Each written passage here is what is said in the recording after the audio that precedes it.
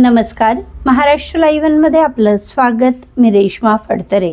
Shirgaon परंदवडी police station हद्दीत जमिनीच्या वादातून परस्पर विरोधी गुन्हे दाखल झाले आहेत.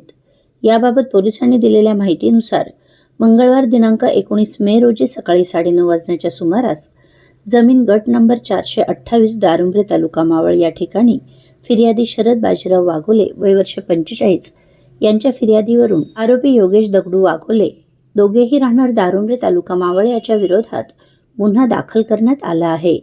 फिर्यादी शरद हे पत्नीसह शेतात काम करीत असताना आरोपी योगेश यांनी जमिनीच्या वादातून फिर्यादी यांना शिवीगाळ करून लाकडी दांडक्याने मारहाण करून गंभीर जखमी केले आहे.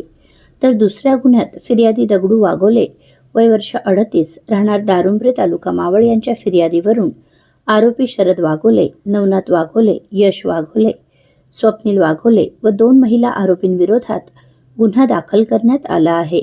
फिर्यादी यांना आरोपींनी शिवीगाळ करून लाकडी काठीने व लोखंडी रॉडने मारहाण करून जखमी केले आहे.